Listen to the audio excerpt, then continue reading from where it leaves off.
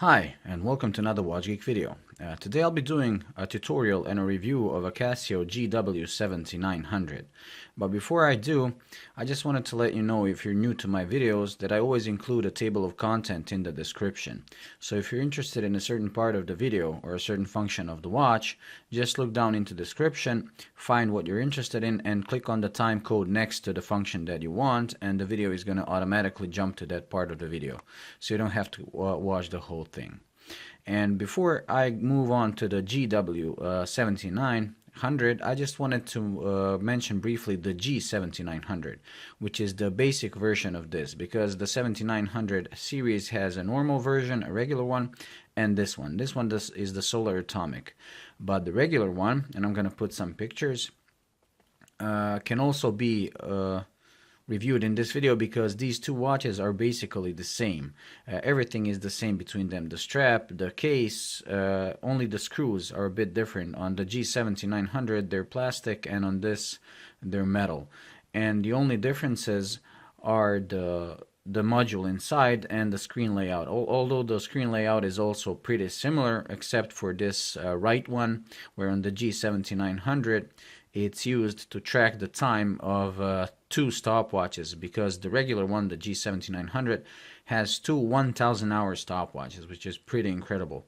And one of those stopwatches has a 5-second pre-start function. And that is something that I've seen lastly on the DW6600, like 20 years ago. Not 20, but yes, it is 20 years ago. And that's a pretty cool feature, because like if you're getting ready for a run or something, you can start the pre-start, and then you prep yourself, and when it beeps you just launch, so you can measure something pretty accurately. The other thing that the G7900 has, and this one doesn't have, this one just has a single 24-hour stopwatch. The other thing that the G version has, the regular one, is the low temp LCD. And if you know, I don't know if you know, but LCD displays tend to get a ghosting effect and tend to get sluggish and slow in low temperatures. So some G-Shocks, and they're very rare, use the low temp LCD, which is a technology that allows the LCD to work normally even on extremely low temperatures. And this is why I think the G7900 is pretty cool, because it includes the low temp LCD, and also because not only is it rare to see on a G-Shock, but also because WW5100, a model from 1983, which was the second G-Shock ever produced, was the first model to use that technology. And back then, in order for them to make such an LCD, they had to drop the light. So that model doesn't have a light feature, but it has this wide temp LCD, and because it was in a short production run, they're pretty rare today and are sought after by collectors, and they fetch pretty high prices. So I kind of like the G7900 because it's like giving a tribute to that old model. When it comes to the GW, the one that we have here, it lacks the dual stopwatches. Like I said, it has a single one, and it doesn't have a low temp LCD. It has a regular LCD. So you lose some, but then you gain some. Unlike the G7900, this one has the tough solar technology, so it means that it recharges at any kind of light, because it has a solar cell on the dial, and also it's an radio reception or atomic.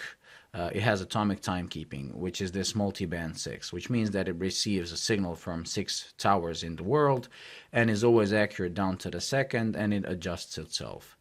So if I had to choose, I would always choose a solar atomic over the low temp and two 1000-hour stopwatches. However, if you prefer the stopwatches, you can select that one. Now the thing that makes both of these great, and it's the same on both models, is this design. The first thing that's the best about it is the buttons. These buttons are designed to be large and to be easy to press. And you can seriously press these wearing any kind of gloves, which explains why this is a very popular, this and the G7900 are both very popular with paramedics, law enforcement officers, army, firemen. So everyone wears them because, like I said, it's really easy. And not only that, but this start-stop button is even more pronounced with this special knurling. As you can see, it's bigger than on other buttons, and it's more pronounced. And it also has this huge arrow. And on the G7900, the black version, this comes in red color, so it's even more pronounced. So it's kind of a shame that they didn't include the function that the Rangeman has, where pressing this takes you directly to the stopwatch, especially since they went to the trouble of making it look so special. But what can you do? The other thing that's so great about this watch is that although it appears huge, and as you can see it's really bulky and big, it actually wears pretty small. So even people, I mean pretty small relative to its size, so even people with smaller wrists can wear this worry-free.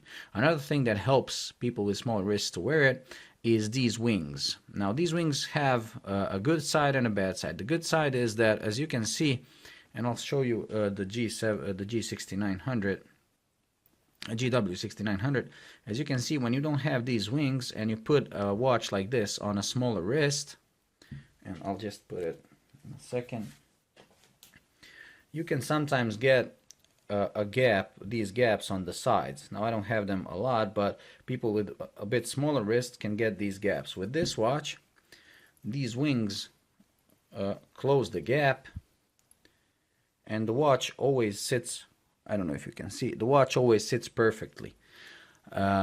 So that's a good side. However, the bad side of this, and I noticed it the other day when it was a bit more hot and humid, is that the wrist, because you lose this venting function of the strap because you've covered it with the wing, the wrist tends to sweat a lot more wearing this watch than this. So if it's really hot, you will sweat more in this. When it comes to the cons of this watch, the first one is that you can't really fit it under a sleeve. So even though these watches are pretty much the same in thickness, they're both 17.1, this one is pretty rounded, and when you want to put a sleeve over it, it gives you no trouble. But this one, as you can see, it's almost straight, and because of these screws, it actually gets caught on sleeves quite a lot. So to me, it's more like a summer watch to wear with short sleeves. And the second thing, the second con or bad thing, are these fake screws. I mean fake screws. They're more like rivets. And the reason I don't like them, not only because they get caught on clothes, is although they're used as some kind of an additional bumper protection, they actually tend to fall out on some models. So people have reported losing these. Now this watch is a year and a half old and it still hasn't lost any of these, but if you want to make sure that you're not going to lose yours, there is a fix where you unscrew these screws here and remove the bezel, and then once you remove it, you turn it upside down and glue them together from the underside, and then put the bezel back. That way you're going to be sure that you're not going to lose them. And that's pretty much the only bad thing that I can find about this watch. Other than that, it's really great. Now, like with all Casio and G-Shock videos, I always like to include media coverage if a model was used in any kind of media, and this being a Casio G-Shock, naturally it was. The most prominently it was used, and I'm not talking just GW7900, but more about G7900, because that one was used more. The first was in the movie End of Watch with Michael Pena and Jake Gyllenhaal, where the Jake Gyllenhaal's character wore one, and it was seen in almost every scene of the movie. And there was even a sweepstakes competition, and I'll put a poster on with Virgin Atlantic, where they gave away these watches to whoever won. And it was like written where Jake Gyllenhaal's watch from the movie. So it was pretty heavily featured in that movie. The second movie that this was worn in was in the 13 Hours, The Sacred Soldiers of Benghazi, where John Krasinski's character wore one, and you can recognize it in the pictures by the prominent red button that the regular G7900 has.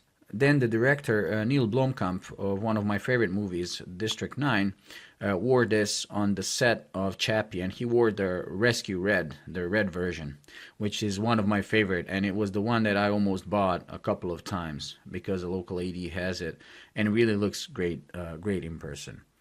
And lastly, naturally, Eminem, which who probably has every G-Shock in existence, wore this one, the GW 7900, in his music video Lighters with Bruno Mars.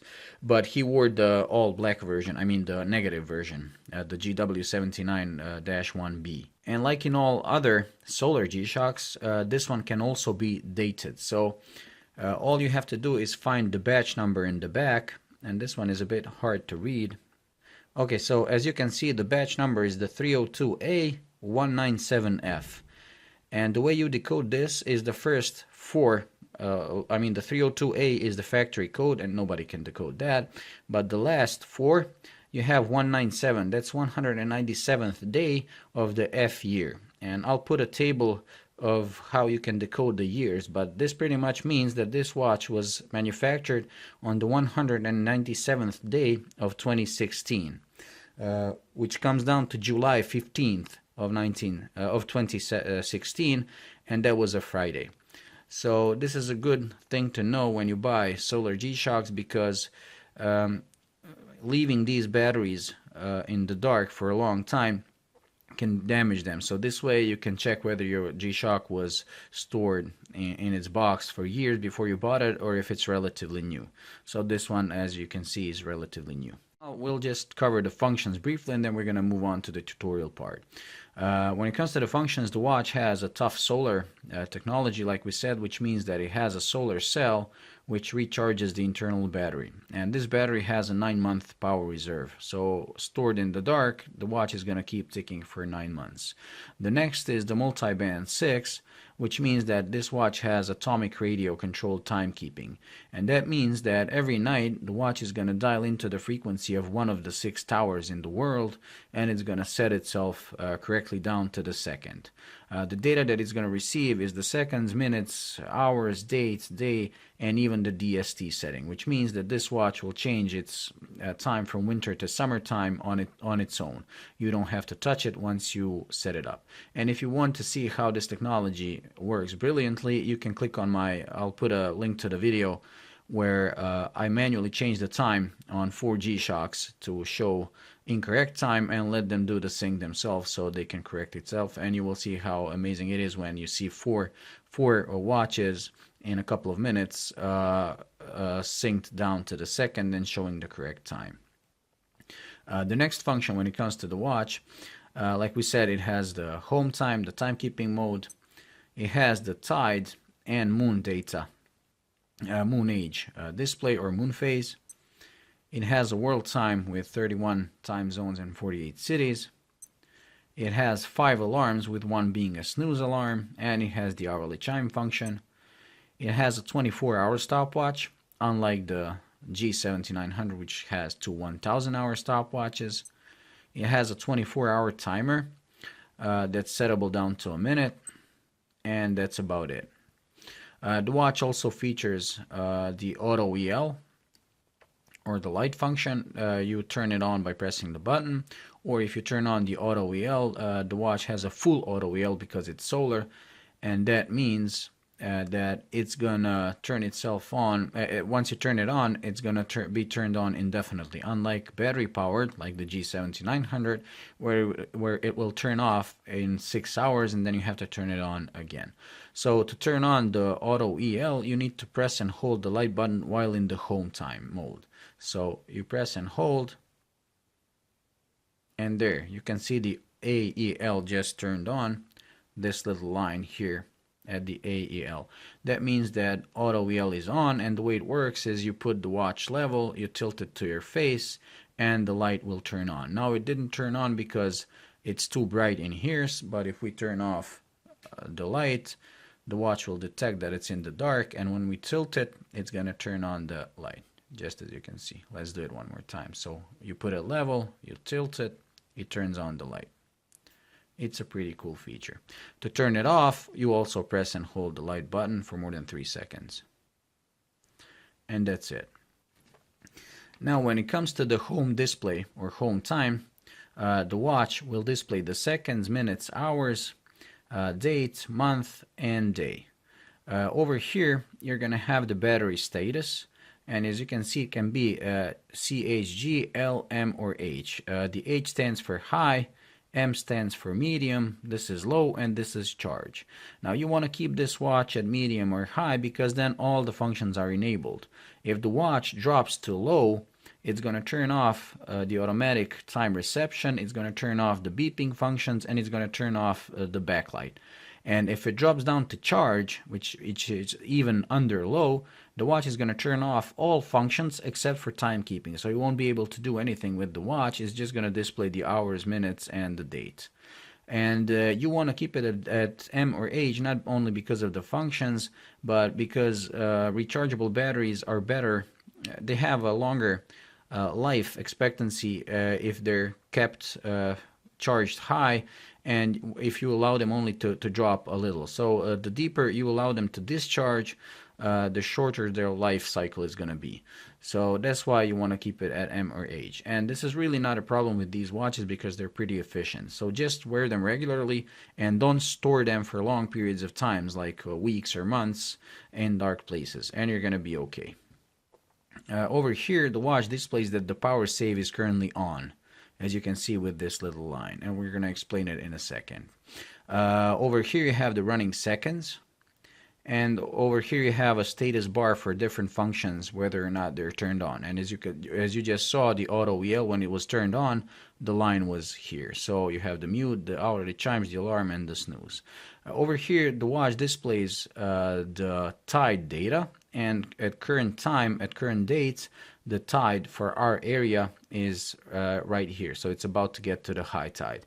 And I'll cover this in detail when we get to the tide function. And this is the moon phase display, and I'll also cover that in detail when we get to it. And over here, the watch, like we said, displays the dates and day.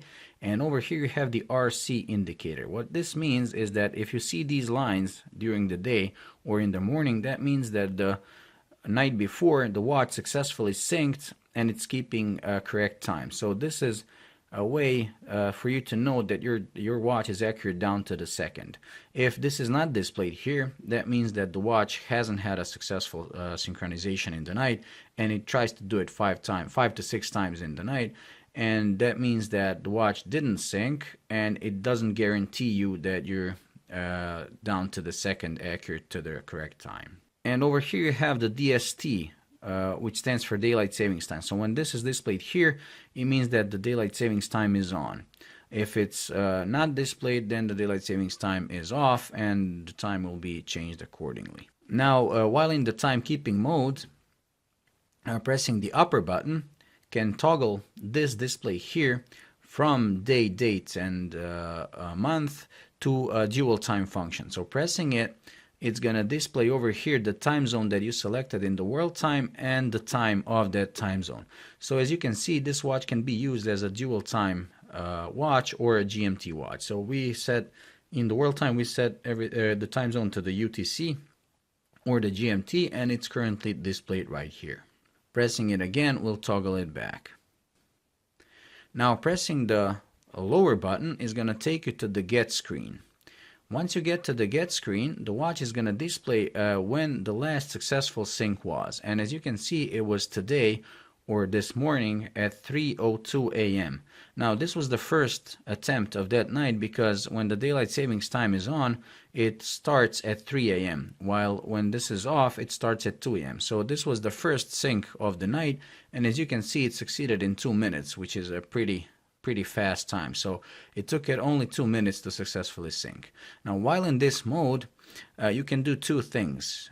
You can turn on or off the automatic reception. So press and hold the adjust button will display RC on. So now you can turn off the automatic reception so that the watch doesn't try to catch the signal during the night. And this is a good feature if you live outside of the coverage of the 6 towers, or if you travel to a place where there is no radio signal. So you just press the lower button and it's going to turn it off. And now the watch is not going to attempt to sync every night, and it's going to save it from stressing the battery, because if you know you can't catch the signal, it's futile to let it try 6 times in the night in vain. So you just turn it off. To turn it on back on, you also press the lower button. And pressing the adjust exits this setting. The other thing that you can do in the get screen, and you can do it also in the home screen, is pressing and holding the lower button will activate the manual reception.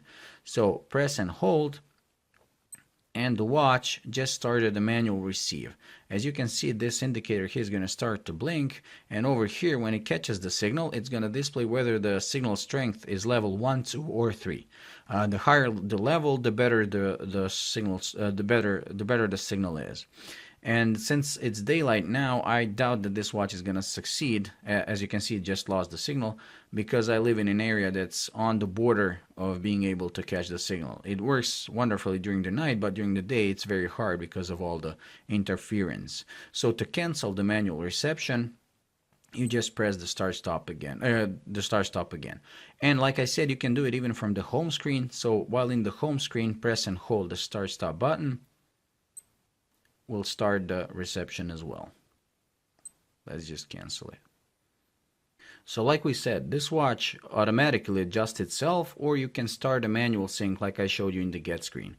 However, the first time, or if you want to set it up right now, you can do a manual adjustment, and you're going to have to do it the first time when you receive the watch.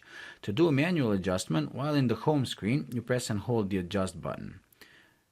And the watch is going to enter the adjusting mode, and the first thing that it's going to ask you is to select the home city, and you select everything and change the values with these two buttons, and with the mode button you move through different values.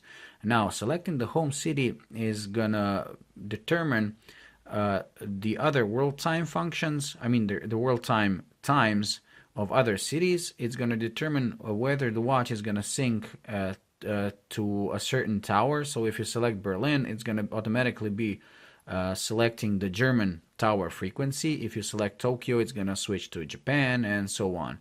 And also this time zone is determined is also used to determine the tidal data.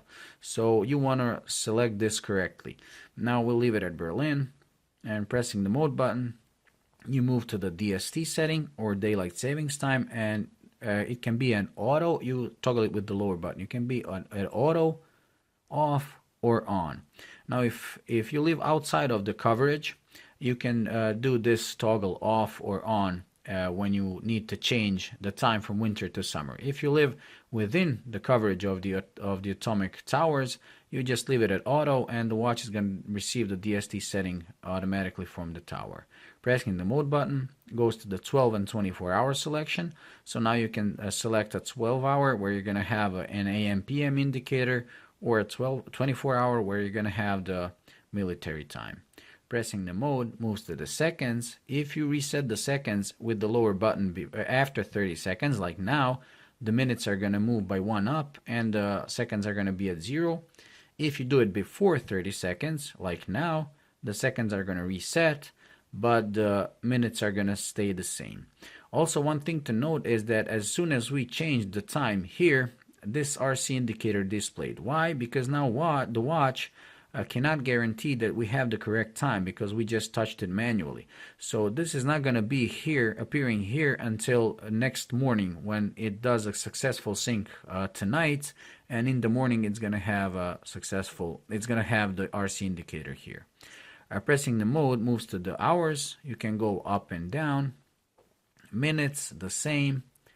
Year, also the same. Month, date, and the days calculated automatically. Pressing the mode goes to the ketone. So here you can turn on or off the mute function with the lower button. If you activate the mute, this little line will show up here, and the watch is not going to make any sound when you operate the buttons. We'll turn it on again. Pressing the mode moves to the light duration. So if it's like this, the backlight is going to stay on for 3 seconds when you press the button. You toggle it with the lower button. It can be 1. When it's 1, the light is going to stay on for 1.5 seconds. Pressing the mode again moves to the power save. Again, you can toggle it on or off. And when it's off, this P saved line here is going to disappear. Now the power save will leave it on. The power save works in a way that from 10 p.m. to 6 a.m. the watch is going to turn off its screen, unless there's a light source or you operate any of the buttons, or you take and shake it. Because it has the auto EL function like we showed, it has a little ball inside that can detect movement. So as long like I tried it in pitch dark, if you just take and shake the watch, it's gonna start working. So that's a pretty cool feature as well. Pressing the mode button takes you back to the home city selection. So if you missed any of these, you just keep pressing the mode button until you get back to it. Once you've set everything up, to exit the adjusting screen, you press the adjust button, and there, the watch just exited, and you've set up the watch manually. And now the next night or tonight, the watch is gonna attempt to connect to the tower, and it's gonna, in the morning, it's gonna display this RC indicator if it's successful.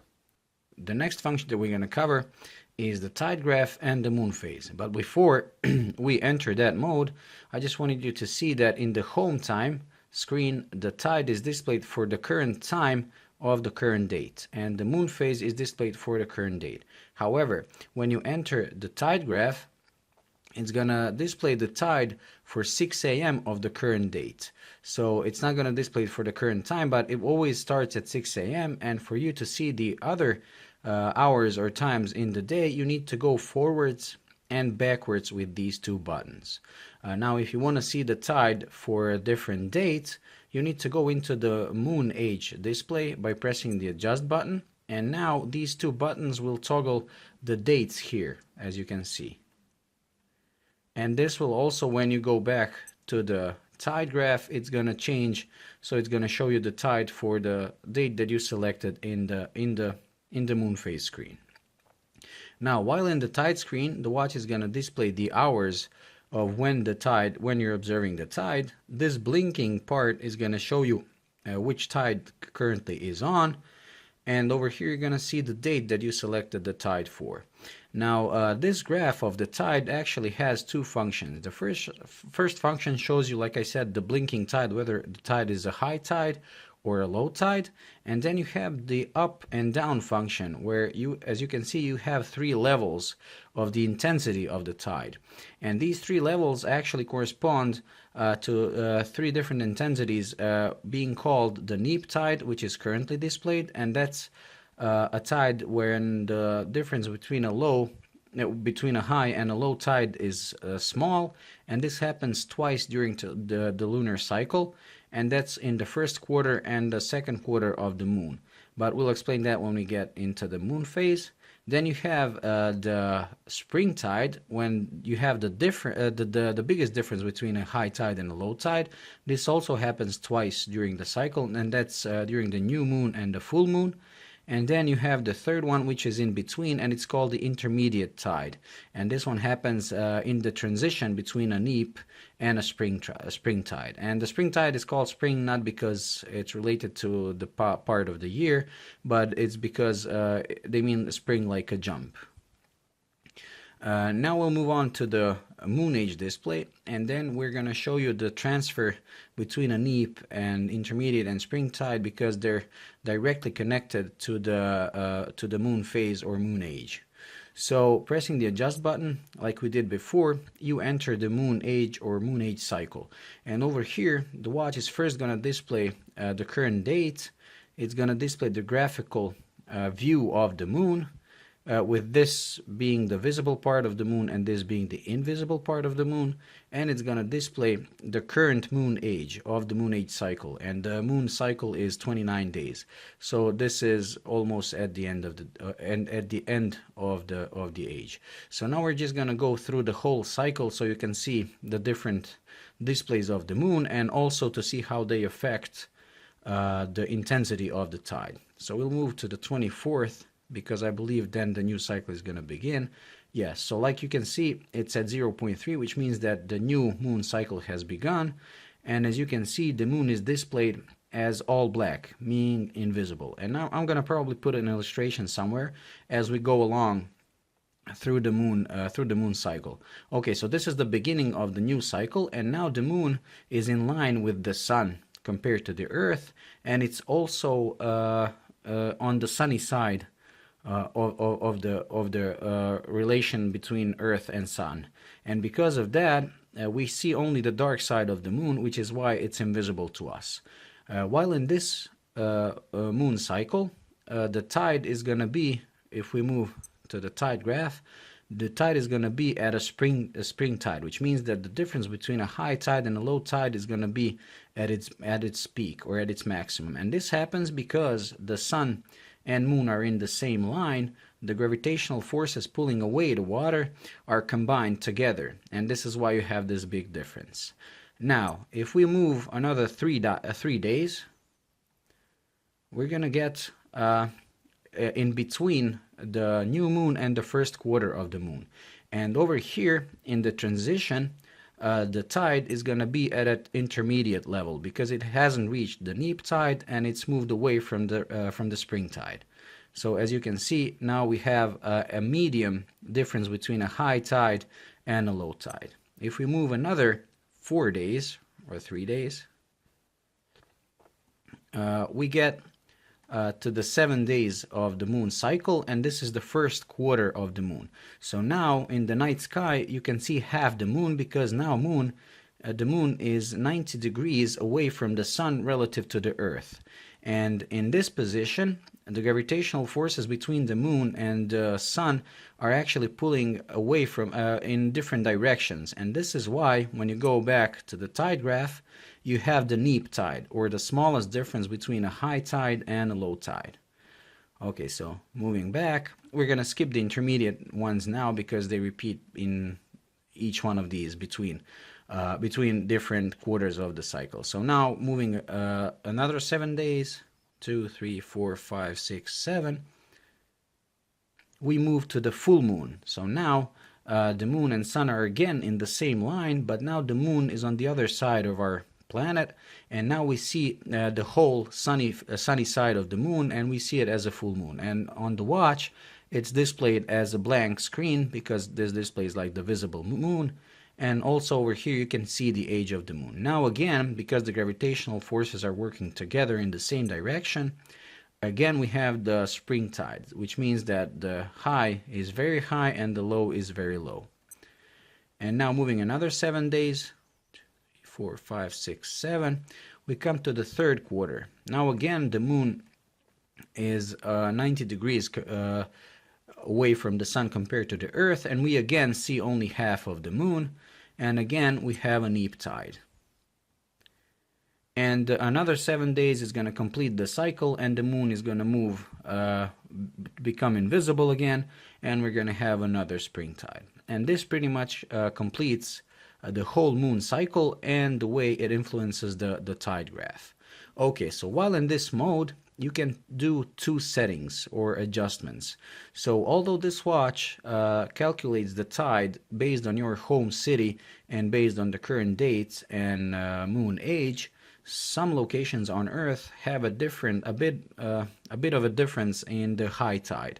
So if you live in such a location, you should check your local tide graphs or tide tables, and then adjust the watch accordingly. To adjust it, you just press and hold the adjust button, and the watch is going to ask you when the first high tide of your location is going to be. So for my location, the watch says that it's going to be on this date at 9:32. So to correct it, if your tide tables say a different time, you can move the hours up and down, and pressing the mode buttons moves to the minutes, so you can move them up and down. Once you've selected that, you've corrected it to be more accurate based on your location. And that's it. The other setting that this watch can do relates to the moon phase display. So as you can see, the moon currently displays the visible part on the right side and the invisible part on the left side. Now, this happens when you're on when the moon passes you north or south. Depending on which direction it passes over you, this can be either displayed like this, or it can be displayed flipped. So to change that, you press and hold the adjust button again, and by pressing the mode button, you move away from the high tide and you move to the selection of a northerly or a southerly view of the moon. Northerly means that the moon is passing north of you when you look at it in the sky. And the southerly view means that the moon is passing south of you. So, like you just saw, now the visible part is on the right and invisible is on the left. However, if we change the view to the southerly view and you change it with the lower button and exit, now as you can see, the moon is flipped. Now the visible part is on the left and the invisible part is on the right. Now the manual states that for you to set this up, you should get out in the night with a compass and see whether the moon is passing north of you or south of you. But to me, that's just complicating and a very simple thing, because you can just get out in the night when you see the moon and see if it corresponds to the display here. So if it's displayed like this, it's okay. If it's displayed flipped, you simply go into the adjusting mode that I just showed and you flip the display here. So no need to bring the compass. And this pretty much covers the whole moon and tide graph function. Pressing the mode button takes you to the world time function, and in this mode you can do three things. One thing is you can scroll backwards and forwards or eastwards and westwards through different time zones. When you select a time zone, it's going to be displayed here. The time is going to be displayed here and the time zone is going to be displayed here. One more thing to note is that once you do this, let's say if we selected Jeddah and we go back to the home time, like we said, if you use this watch as a dual time, pressing the upper button is going to display that time zone here. Okay, go back to the world time. The other thing that you can do when scrolling through different time zones, let's say you went due east all the way to Delhi, and now you're going to want to go west to, let's say, New York. You don't have to go all the way west in that direction or east in that, but pressing these two buttons simultaneously will take you back to the UTC right away. And now you can go west to the NYC. So as you can see, pressing these two buttons always takes you to the UTC, which is a starting point, and then you can go east. You can go east or west. And the third thing that you can do in the world time is you can turn on the DST for each one of these each one of these time zones individually. So let's say you select this, Jerusalem, and you want to turn the DST on. You press and hold the adjust button, and there, the DST just beeped and the time moved accordingly. To turn it off, you press and hold the adjust button, and there, now it's off. And now pressing, that's it when it comes to the world time. Pressing the mode takes us to the alarm, and this watch has, like I said, 5 alarms, with one being a snooze alarm. To go through the alarms, you press the lower button. So alarm 2, alarm 3, alarm 4, and the fifth alarm is going to be displayed SNZ because it's a snooze alarm. Pressing it again goes to the SIG, which is the hourly chime, and pressing it again goes back to the alarm 1. To turn each one of these on or off, you press the upper button. So alarm 1, as you can see, on, and now this little line is going to show up at the ALM. So whenever any of the alarms is turned on, this ALM is going to be displayed here. So let's say if we turn on the snooze alarm with the upper button, the SNZ is going to be on, and this SNZ is going to be displayed right here. If we turn on the hourly chime, it's going to display on here, and as you can see, it's going to display it here. So now we turned on all of these. To set up any of the alarms, including the snooze alarm, you press and hold the adjust button, and you can now change the hours upwards or backwards. Pressing the mode button takes you to the minutes, also upwards and backwards, and that's it. And the current time is displayed right here, so you can have a reference point. When you set up the alarm to the desired time, you press the adjust button, and that's it. The snooze alarm is different in a way that it repeats itself every 5 minutes, even when you turn it off by pressing any of the buttons in the timekeeping mode, or if you let it ring all the way. It's going to repeat itself every 5 minutes until you go physically into the alarm mode like this and turn it off over here manually. When you turn it off here, now it's going to stop beeping every 5 minutes. And the hourly chime, as you know, means that the watch is going to beep every full hour. You can turn it on or off just like the alarms. The next mode is the 24-hour stopwatch, and it's a classical Casio split time stopwatch. So you have a start, stop, reset. You can do split times. You start the stopwatch, press the split, and the screen is frozen, but the stopwatch keeps running. To see the time that's running, you press the reset again and it resumes. The screen unfreezes and it resumes. And you can do the first and second place. If you have two runners, when the first runner goes through the finish line, you press the upper button, the reset button. Once the second goes through, you press the stop button. And now you write down the time of the first runner. You press the reset button, but it takes you first to the time of the second runner. You write that down, and pressing it again now resets the stopwatch. Pretty self-explanatory. Pressing the mode again, you go to the timer. And this timer, like I said, is a 24-hour timer. So if we start it like this, it's going to start counting down 23, 59, 59. When it reaches 0, it's going to beep for, I don't know, 10 or 15 seconds. You can stop it, you can reset it, or you can set it to the desired time. Pressing and holding the adjust button allows you to change the hours up and back. Pressing the mode goes to the minutes, up and back, and pressing the adjust button completes the setup. And as you can see over here, the watch doesn't display the local time, but it displays the time that you've set up the timer for, which is a shame. I wish they included the hours here, I mean the local time here, but what can you do? And once you've set it up, pressing the start button, it's going to start counting down the timer. And like I said, when it reaches 0, it's going to start beeping. Stop it, reset it, and that pretty much covers all the functions. I hope you liked the video and you learned something new about this watch. If you did, please like and subscribe. And until the next video, bye.